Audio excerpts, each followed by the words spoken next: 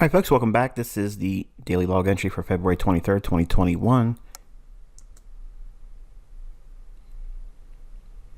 All right, here's the 5-minute chart for euro dollar.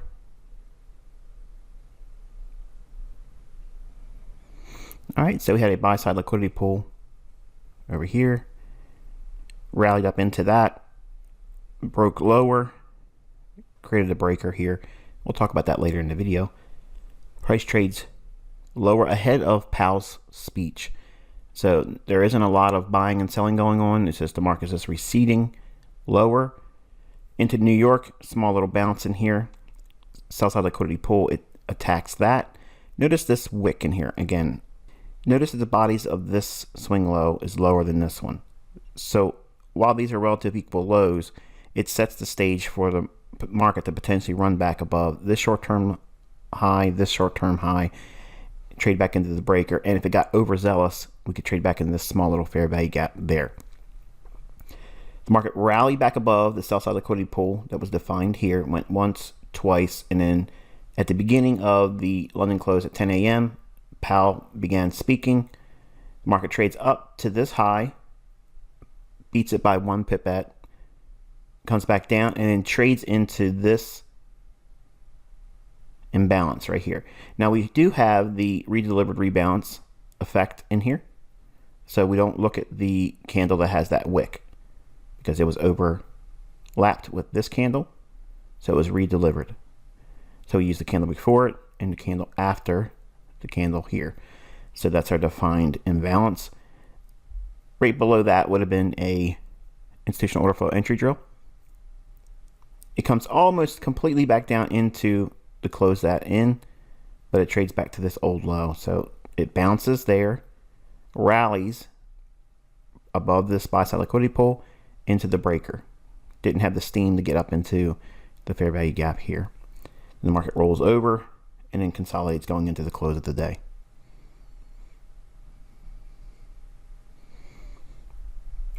Pound dollar, 5-minute chart. All right, so the market trades below sell side liquidity pool here, then creates a sell side liquidity pool ahead of London kill zone, runs back above these relative equal highs, dips back down into a fair value gap that's not annotated here because I want to keep it clean. I don't want to put too much lipstick on this one because it's a day where, with Powell speaking, like tomorrow will be at the same time at 10 a.m., the market is uncertain ahead of Fed Chairman speaking, and it's just something that you have to be prepared for and try not to expect a great deal of market symmetry, and anything can happen on those days. So the central bank will sometimes use what he says and what would otherwise be viewed as hawkish or dovish, that may be used in the delivery of price, or it may completely fade it, and what would be said by him or whoever the Fed chairman is, if it's considered bullish, many times the central banks will just go right in there and reprice against it bearishly and confuse everybody that likes to think they can predict fundamental responses. So I don't ever try to forecast his speech or whether he's going to be hawkish or dovish in response to the economy and what he thinks is going to happen. I don't care about that. I want to see the market's reaction. Ahead of Powell speaking, you can see that we have been consolidating. So there hasn't been a whole lot of expectation on the part of the British pound, but it did eventually create at the beginning of the London close, creates a institutional order flow entry drill, runs the buy side liquidity pool here. And again, just creating the high of the day in London close. So there's a small little institutional order flow entry here and a sell side liquidity pool run here. So they raid that and then run for the buy side liquidity. I want to talk a little bit about how to determine within intraday charts what side of the marketplace liquidity will be ran out on. Or in other words, what side is the market going to reach for when it's uncertain. There's no better day to practice this and study it than that of a Fed chairman speaking. FOMC is another day where you can practice, try to get a read on liquidity, but it's not meant for you to go in and say, I'm going to trade because this is high probability. It's not, but it's something that you need to study so that way you understand the impacts of these environments. And also, it'll teach you to respect them more than you probably do already, because most of you probably don't think about, okay, well, the Fed chairman is going to speak, so there's probably going to be a big move because of that. Sometimes, and then other times it just creates nothing. It doesn't do much at all. So if we consider what we have been looking for prior to Powell speaking today, we've been looking for lower prices on dollar and higher prices on foreign currency. So if we have a stage that's set where it creates a very clear and obvious resistance level, we have a high, slightly lower high, so this is relative equal highs. And if the market drops down ahead of the speaker and it's taking out stops, then this could be viewed as a false breakout, and they're accumulating the sell stops down here with their long entries, and they're going to want to offset above here. If we go back to euro, now if we look at euro dollar, you can see we had just drifted lower ahead of Powell speaking. So the same, I guess the same pattern I was referring to yesterday in our very long-winded discussion about how simple a model can be. Well, this same approach from here to here is that model that I referred to yesterday.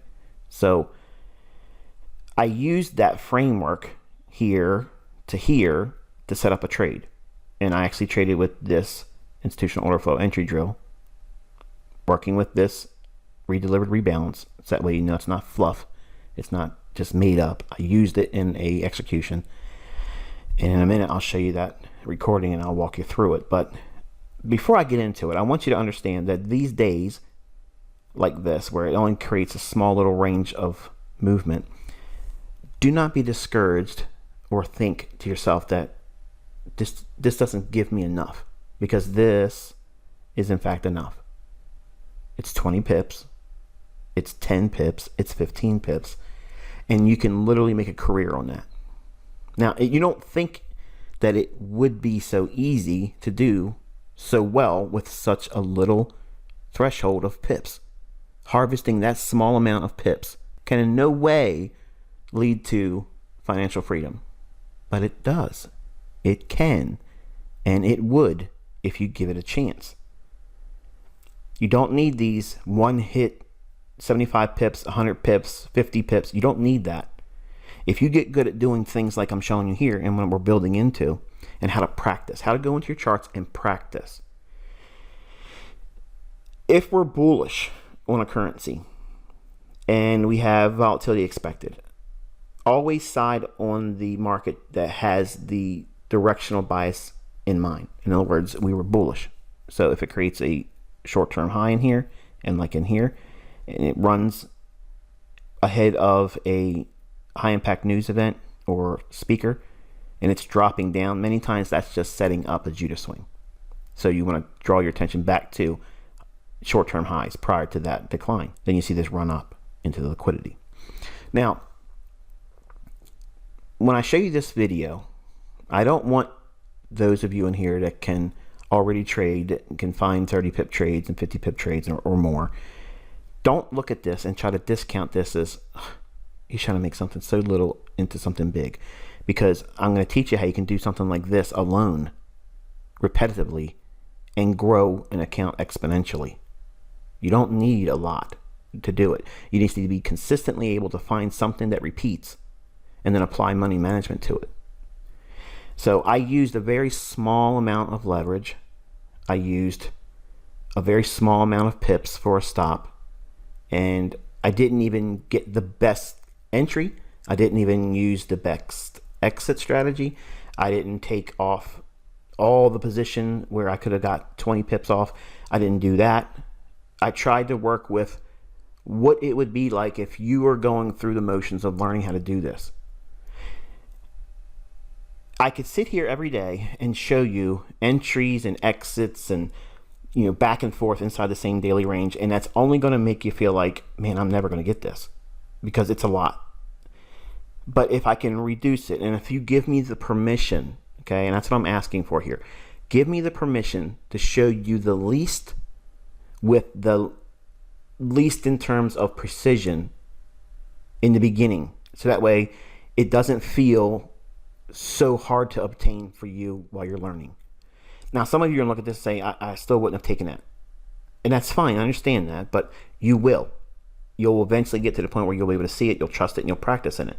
But I'm not saying for you, especially for the folks that are brand new in month one, do not go into TradingView and try to do demo account trades or paper trading like I'm showing you an example of. You should be just observing. Okay, so when you watch the price move up in here and then come back down in, you think to yourself and you write down on your piece of paper and say, okay, I think that it might go from here up to this high here and maybe into this breaker. So if it does that run, that's something I'm studying. That's my laboratory experiment for today, watching the euro dollar. I want to see, does it run for the liquidity that I'm aiming for? Now, back to what I said I was going to teach you today on my YouTube community tab. If we're bullish on foreign currency, we are still focusing on when there's high impact or medium impact drivers that are coming up on our calendar. We're going to be looking for areas for it to drive up into that. It doesn't make a difference, and it's not necessary for the market to go and create higher high than it does in the initial high of the day in London. We don't need that. In fact, you're going to see that my objective, best case exit for 25 pips, never gets hit, which is this fair value gap right there. But I'm teaching you, and I'm kind of building this up because I may not say it exactly when I'm supposed to say it in the recording because I got to overdub audio where I didn't talk during the video. I typed out things. So that way you can see what I was expecting. I'm typing it out in TradingView's application. So it's not like me saying, okay, I can talk about it after it's happened and voice over things that I didn't see at the time. You're going to see me doing the very things that I'm talking about, and I'm outlining it. So I show a split screen on the left-hand side that's going to be the dollar index over here, and then over here is the euro dollar. So that way you can see how I'm watching my charts. I'm not using TradingView when I trade. I'm using my own personal charts that would be associated with my broker. So when I'm watching my charts, I have multiple screens, and you can replicate that by having two screens on TradingView and having dollar index on the left. And if it's more comfortable for you to have the dollar index on the right, it's whatever. Me personally, I always tend to have the dollar index on the left and the trading market on the right hand side. So I'm always constantly referring back and forth to both. So if I'm anticipating a run higher here, I should be seeing a run lower in the dollar index. And there should be some objectives that I'm reaching for on the downside, as you'll clearly see in the outline before they hit. And that way it allows me to trust that the euro dollar is going to keep going higher. And at some point you'll see me say, okay, it's stalling in here and it's not good for me to be seeing it stall this late in the day. So you'll see me type that out in TradingView, and it's not like an overlaid annotation that I can add on my video production software. It's literally me opening the text box up, typing it out on the TradingView, and then moving the comment box once it's already applied to TradingView. Like you'll see it's that. And it's also a traded execution. It's not the replay feature. Okay, you'll see the candles going up and down. They're not completed as they create a new candle. When you use the replay function or feature on TradingView, it's the completed candle. That's it. Like you don't see it up and down until it finally closes. So I want everyone to have the proper mindset when they look at this, because if you can look at it as I'm outlining it and just think for a moment, if you just did 2 or 3 of these per week, applied sound money management to it, and allowed yourself to grow over time and pick up more of them, and you can pick up these types of trades once or twice a day. If you're a London trader and a New York session trader, you can find a setup in a currency twice a day, and it still wouldn't be all that busy. Now, if you're able to find 15 to 20 pips in London and 15 to 20 pips in New York, and you're able to do that 3 times a week, that, my friends, is very good. Very, very good. And what it'll do is it'll teach you that you can find them consistently, you can find them routinely, and while they aren't always going to be profitable, you'll get stopped out, sometimes you'll miss a move, It won't fill you if you're using a limit order. I just used a market order to get in here. I'm watching in the recording as you watch me enter the trade. I'm watching as it goes below this candle's low. So I'm watching as it trades into that. That is essentially the institutional order flow entry drill. That's what that is. And I'm trying to trade with the least imprecision. That's what I was trying to illustrate to you. I'm not trying to get consequent encroachment.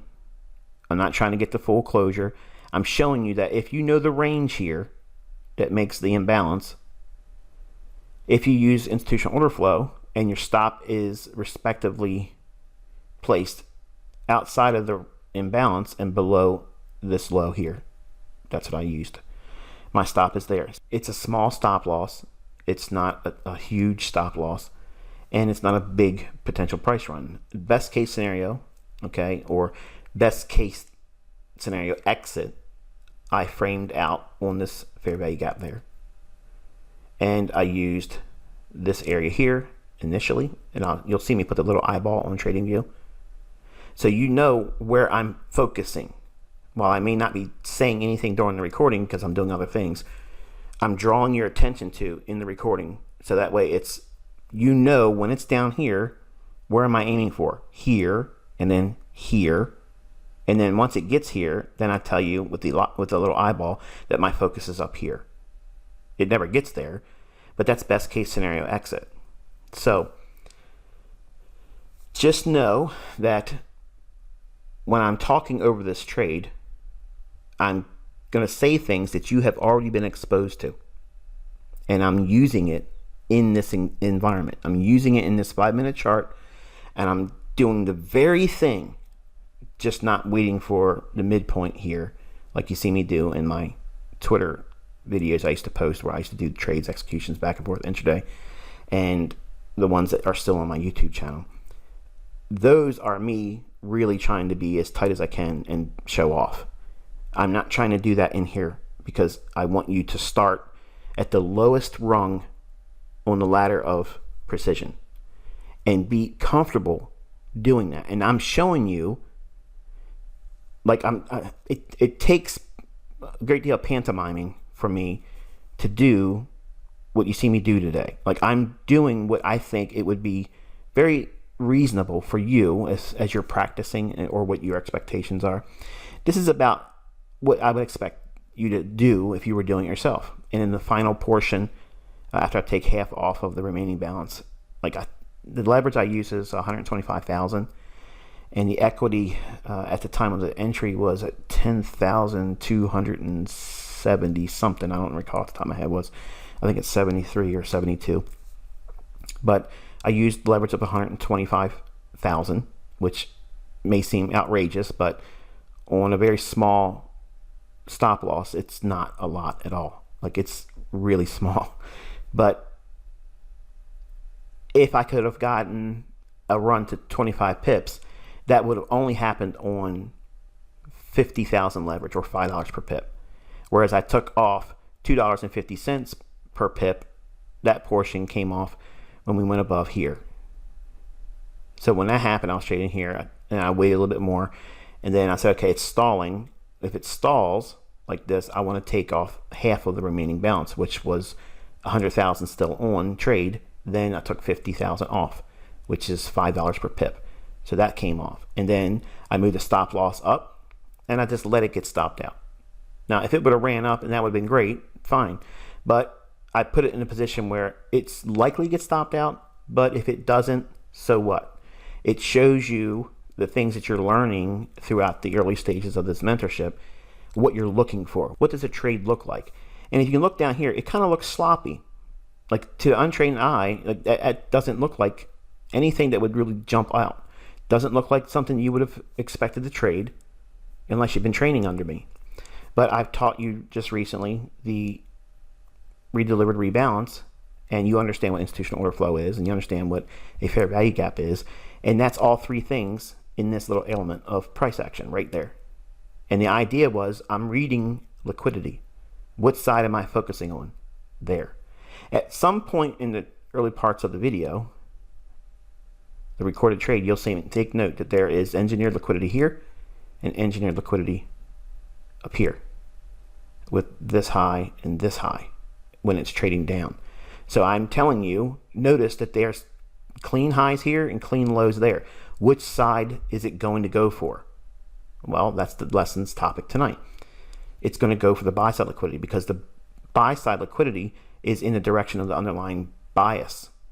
We're underlyingly bullish on euro still. Nothing has changed. This is just a retracement. So if I ever have this condition where it's relative equal lows and relative equal highs, which side of the marketplace I'm going to aim for? I'm going to side with the higher time frame. It does not mean I'm going to be right. It doesn't mean it's going to be 100% accurate every single time. This means that that's the side I'm going to look for if I have the narrative in play. And you'll also notice that when it goes up here and trades back down, I'm not afraid to see that still as a buy. So I'm able to see this price run here, up into here, and potentially up into there. I did not call for a higher high. Notice this in the video. I'm only looking for best case scenario, but this is where I'm looking for here, and that's the bulk of where the trade comes off. And then it stops me out at, I think it was just under 10 pips for the balance. So it's not a lot of pips, but it is something that is clearly seen in hindsight that, like, if you would say, if I could find these types of runs here a couple times a week and you could do it consistently, that adds up a lot. But you, as a trader, don't see people doing that online. When they make videos on YouTube or they make courses, they're always selling you on this idea of 100 to 1 R multiple trades, 25 to 1 R multiple trades. You don't need that. You really don't need that. You absolutely don't need it. If you know what you're looking for, you can do 1-to-1 trades as a scalp. As long as your risk is small and managed, you can completely carve out a routine that makes that your career. If you think about how it was for me when I first started as a trader, when I was trading the S&P market and the bond market. In today's world, where we watch the S&P Standard & Poor's, it can move 50, 80, 100 handles. That's like 100 points per day. Back when I was trading, if we had 4 handles a day in movement, that was a lot. Now think about that. Like, that was a pretty sizable move. If you had 4 handles, 400 pip or 400 point move intraday, that was considered a very sizable move. Now, what I'm talking about here is if you can find cookie cutter approaches to find 10 pips, 15 pips, 20 pips intraday, that is more than I was used to as a day trader back in the 90s, trading the S&P 500 market. So for you, it sounds silly. Like, I've watched ICT call 1,000 pip moves, 500 pip moves, 200 pip moves, 100 pip moves per week, 50 pips every other day. Yeah, you see that.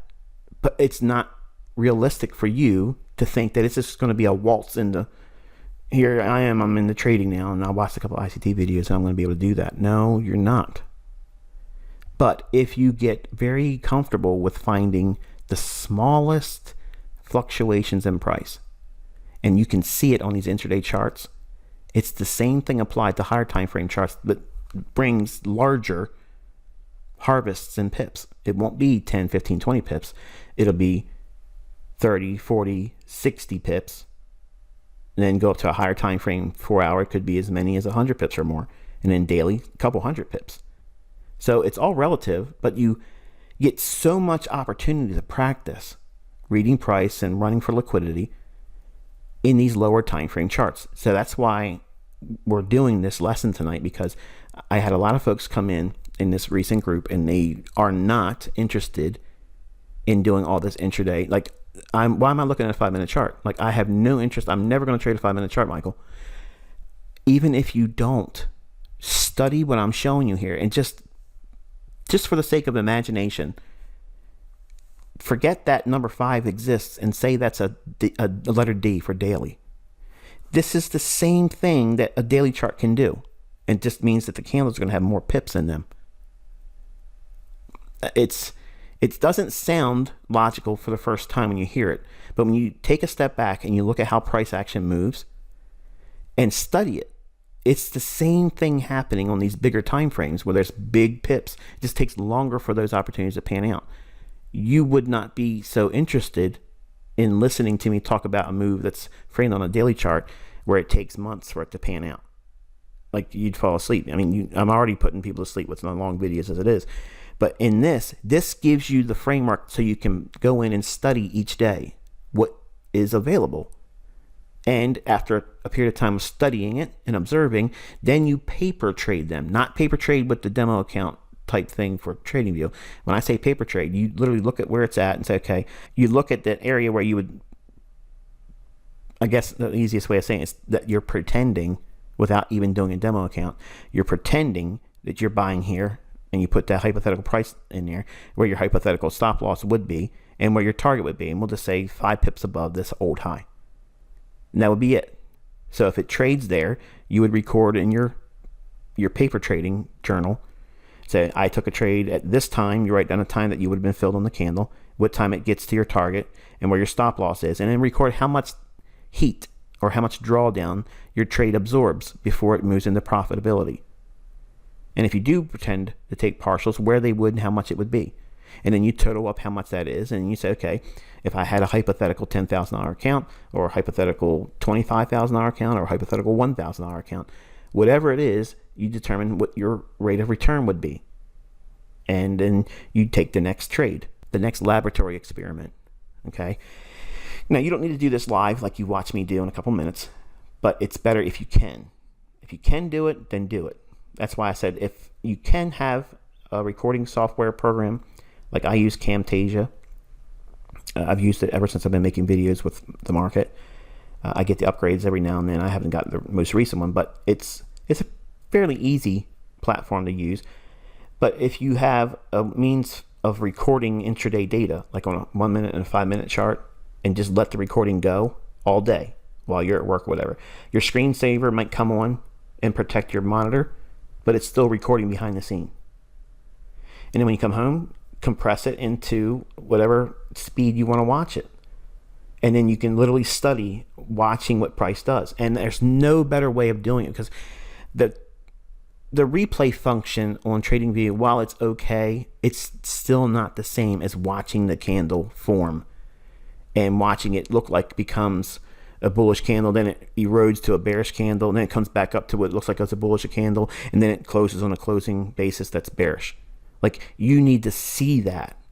That's experience that you can't get from a static chart like this. Now, I can teach you conceptually majority of what you're going to learn. It will be this way. But at some point, you're going to want to see me doing these things, and that's what I'm trying to ring in this year. I'm trying to show you what it looks like and how you watched me do those short little clips on my Twitter and on my YouTube channel, where I'm going in there and doing surgical strikes here and there, back and forth. This is the beginning stages of some of that. You're not going to learn all that because that's Enigma, but this is one form of doing it, where if you go in and you find these little setups each day, if you can get 10 pips once a day, and you think about it, if you can get 5 of them over the course of 8 different trading sessions, assuming you don't do any trading on Monday. Okay, so you'd have London and New York on Tuesday, Wednesday, Thursday, and Friday. That's 4 times 2, that's 8.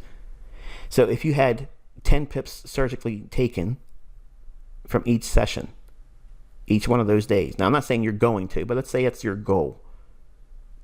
Well, that's 80 pips. That is awesome. Like, there's no reason why you should worry about trying to make these big pip hauls.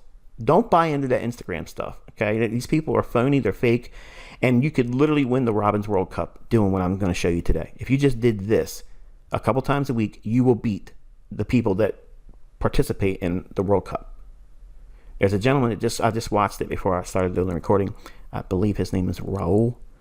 I watched him go from like 60% to 90 some. He dropped down a little bit. Robert Miner took first, and he stayed at 90 something percent. He hasn't moved. And then all of a sudden today, Raul blasted past him. He's up at 147%. He's taking big bets.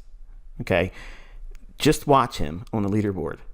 and watch what happens, because he's already taken big hits, and then he lost his leadership to Robert Miner doing something over leveraging. But his over leveraging just now put him in a nice lead. If he's smart, he'll sit there for a little bit, but he probably won't.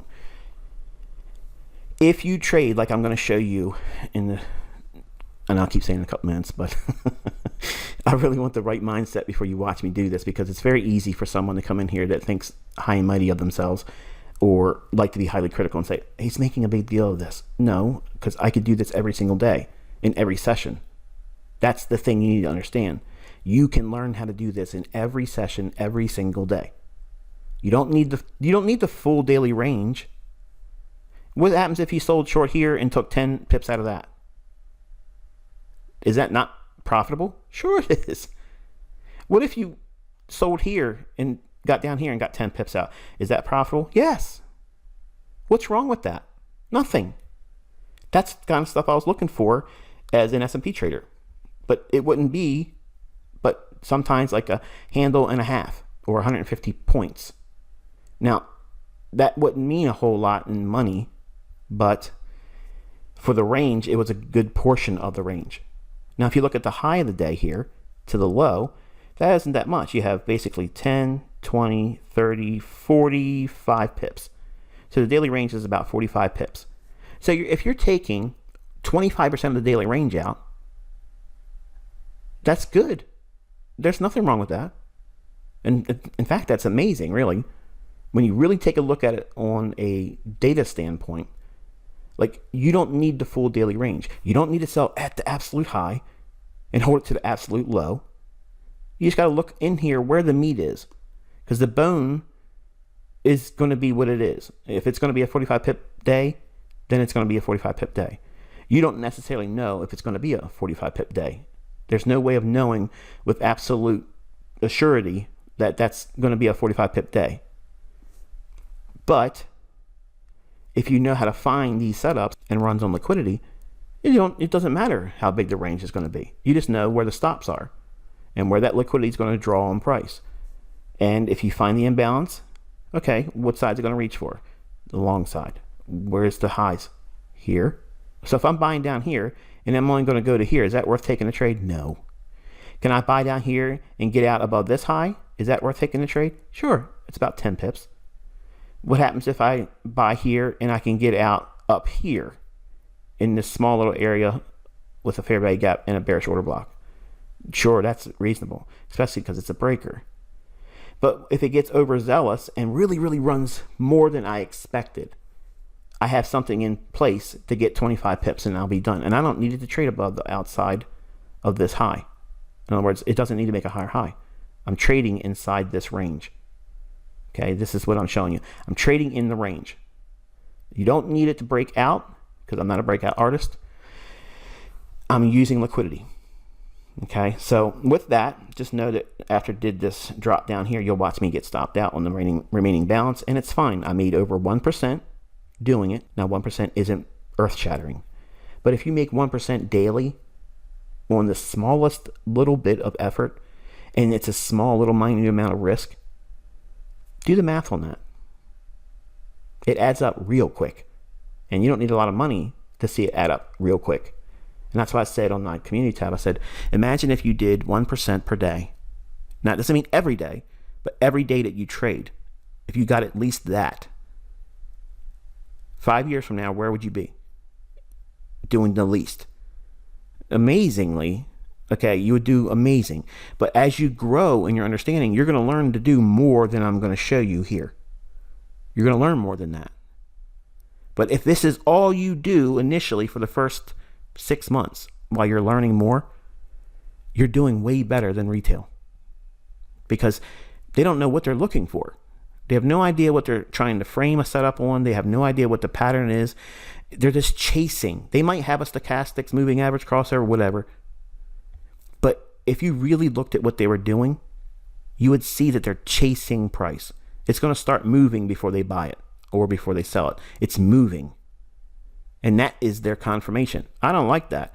You'll watch. I'm entering as it's going down. When the candle's going down, that's when I'm buying. That's what you see me in every one of my trades. I have to be seeing a candle moving opposed to the direction I think the market's going to go for my profit. So if I'm aiming here and I'm aiming up in here and it's going down, that's how institutional minded traders enter. They have to go in the market as it's going down. That's the only way to be made assured of a better fill that's efficient, because you can get positive slippage, but generally the broker won't offer that to you. But it's a terrible thing to be buying when the market's starting to go up, because you can get slippage, which is if you're trying to buy it, for instance, say if you're trying to buy it at 21.45 and it's going up, you might get a fill at 21.50, depending upon how slow your broker's reaction is. And it might be a huge exaggeration on my part there, but back in 2006, when I moved away from futures and only traded Forex, GFT Forex, who also closed an account on me because I told him I was trading with my son, letting him use the account because I wanted him to feel what it feels when you have, it wasn't his money, it's my money, but he was losing money. And I told the broker, I said, look,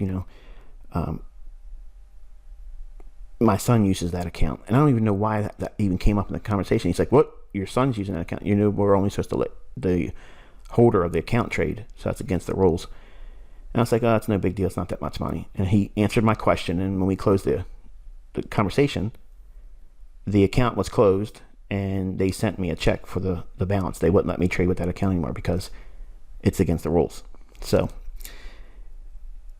I don't even know why I brought that up. I don't even know why I brought that up. But about the slippage. The GFT used to slip me a lot.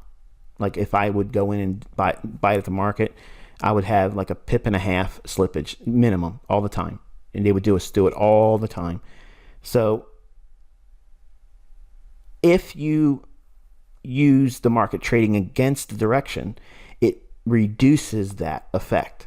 Whereas if I'm trying to buy as it's going down and it still fills me a pip and a half above where I see it printing at the time of me entering the execution, how much would it be if I was trying to buy it if the candle was going up? Probably as many as 3 pips slippage. And in a real fast market, who knows where you're getting filled at, So those are things that you have to be observant and concerned about. And that's why I teach you the way I teach you. It doesn't feel right buying when the candle's going down. It feels scary. It feels like this doesn't make any sense. But you're going to see me doing it right in here. As it's going down, I'm buying it. And I'm using the logic of the institutional order flow entry drill. And while it does go down a little bit against me, that's fine. It's not a big deal. It ain't hurting me. I'm expecting as much as this, movement. And if it did that, then that's fine. But it goes just almost to the close of that imbalance, but doesn't go to my stop. I don't open my stop up either. And I'm not in a hurry to rush my stop up. Notice that also in the recording. There is a time when I do move the stop up, but I tell you the reason why I move it up. And in reality, in looking at it in hindsight, with the benefit of hindsight, talking to you, I did the right thing because it ultimately went down lower than my entry. So if I would have kept my stop at the original entry, while it wouldn't have necessarily been stopped out here, it's just not something you want to see, having all that open profit erode when you can manage it. And if you get stopped out and it goes higher, who cares? If you do the right things in managing your stop loss, it's going to prevent you from having drawdown as large as it would have been if you didn't do these things. And also, you're going to see by trading the way I teach you, you're going to have winners more frequently than losers. And that's something that most educators can't claim, but I am claiming that. If you do what I tell you to do and practice the way I tell you to practice, you will see it. It's evidenced in what you'll observe in your own laboratory experiments, like I'm teaching you here today, and in the results. So with that, let's go over to the recording, and then we'll make this video complete for today.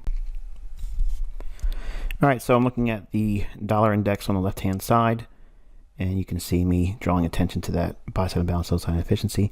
I'm telling you, I believe it's going to go down there as a result of Powell speaking, and I believe it's going to go to that buy-side liquidity pool on the right in Eurodollar. So I'm framing out the liquidity pools, but I've already outlined in the recording prior to you watching this portion that I'm bearish dollar, bullish euro. annotating the buy side liquidity pool being taken, or buy stops being taken on dollar.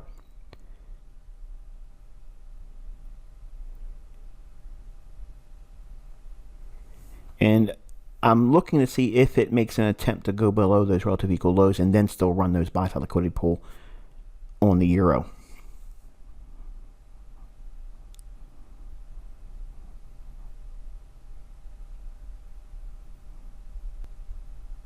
Okay, you can notice it's essentially about 7 minutes after 10 at the time of the recording. Notice it is not the replay feature. The candles are forming dynamically. They're not static new candles.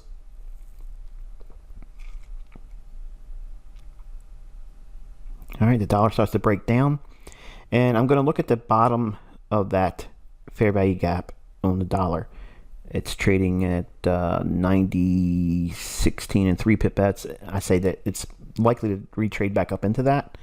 Watch and see if it does. If it does, it could potentially sell off into that area I'm putting the eyeball at now. That's what I'm anticipating or having the likelihood of. If it does, then it's great. But right now you can see it's too heavy. Euro dollar's going up. At this point, I'm thinking I may have missed the move. But if it can give me that return back into that redelivered rebalance on euro, I will go long there. That's what I'm thinking. So at this point, I'm thinking, well, I'm probably showing enough that you can see there was some prognostication where the fair value gap was a draw on liquidity for dollar. But now look over here. You have a buy side liquidity pool being engineered and sell side liquidity pool being engineered with relative equal highs and relative equal lows. Which side am I going to side with? The liquidity on the buy side for euro. Consequent encroachment, I outline in text in the platform. It's going to offer resistance, and watch that dollar index do that very thing. I'm framing out the redelivered rebalance on euro on the right hand side. I have my order set up, 10 pip stop loss, and I'm long.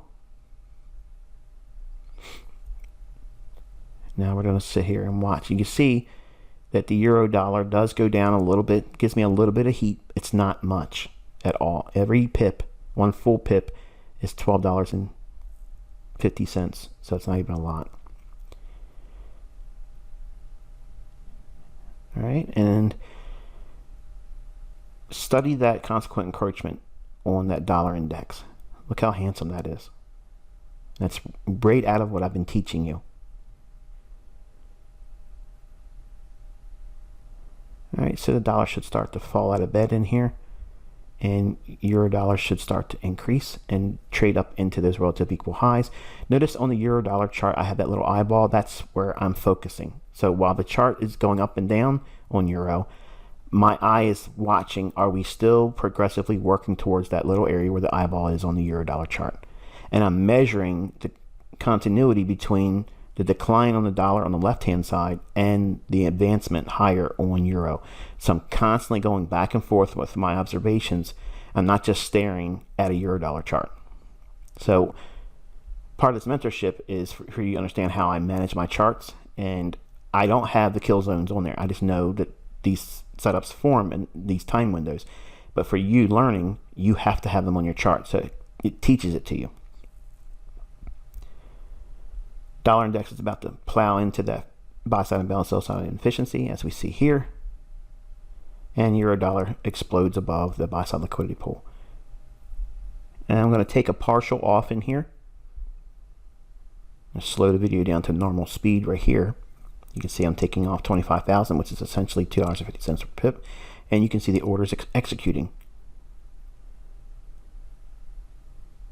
Okay, so now I have a balance of the equivalent of a one standard lot on euro, and I'm adjusting the stop now because we're late in the day. It is 10:30, and I taught you yesterday that I'm usually out of the market between 10 and 10:45. So according to that rule I have, I'm trying to tighten up the stop loss. I don't want to see any of this become a losing transaction. So now we've traded to my initial objective. So now I'm focusing here with the best case scenario, which was where I placed my limit to exit in the beginning. So all of my trades always have a best case scenario. So that way, if it moves way beyond what I thought it was going to trade to, then I have something in there to take me out at that level. Doesn't mean it's going to go there or that I have a high probability of getting there. It just means that it's just icing on the cake if I catch something and it's a tiger by the tail. And I talked too much. I didn't mention, but you can see it. I outlined the volume imbalance that the dollar index trades down into. It goes a little bit deeper into that still.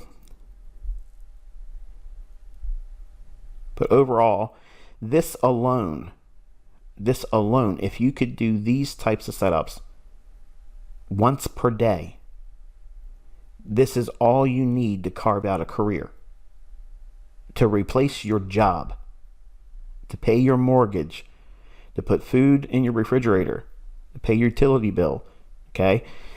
If you do this and you practice like this, and you can find these setups that occur every single day, every single day, your confidence will grow exponentially. You won't fear losing your job. You won't worry about the economy. You won't care who's in office, who your leadership is. You will be able to feed yourself. Okay? That's what I'm trying to teach you here. But I don't sell you on the idea of 25, 50, 100 R multiple trades. That's ridiculous. I don't trade that way because it's not important to trade that way. It's not necessary. Now we're seeing an expansion on the euro dollar. And now I'm looking at, if we get a run that is overzealous on dollar, it could attack that sell side liquidity pool, but it's not likely. But if it does, that's where the attention would be for dollar, because we've already traded down to the volume imbalance again for a second time. And I'm essentially saying that I have a free look at that euro dollar going to 25 pips. If it stops me out, I lost nothing. I've already paid myself something, not much, but I paid myself something.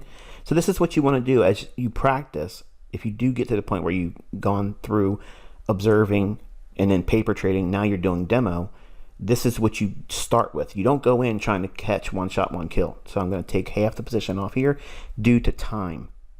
Okay, the time of the day is 10:37, so I'm taking half off, or equivalent of $5 per pip. So the 100,000 leverage I had on balance now is only 50,000, which is equivalent to $5 per pip. So now I've paid myself, the trade has been funded, and I've taken 2 partials, or the equivalent of 75,000 leverage. And you have to do this. You have to do these things where if the market's in a liquidity pool or it trades into the liquidity pool and it gives you the opportunity to pay yourself, take something off. In the beginning, it won't feel natural. It'll feel like I should hold on to it, or maybe you didn't hold this long, you get scared. By doing it and by practicing it, it forms a routine and a habit. And you need to have this in your mind when you're looking at the setups. When you have an area where you know you've predetermined a place that you're going to take partials and exit at, you need to execute there when it goes there. Notice what's happening in the dollar index. Okay, we're trading just below that volume imbalance right now, and it should explode with a large range here. But watch, it doesn't do it. I just turned on the execution so you can see where my entries are and my exits on the euro dollar chart. So there is no expansion here. It should do it right now in dollar, but it doesn't. It starts to trade higher.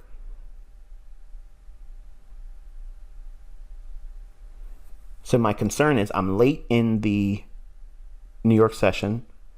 I'm in the heart of the London close kill zone.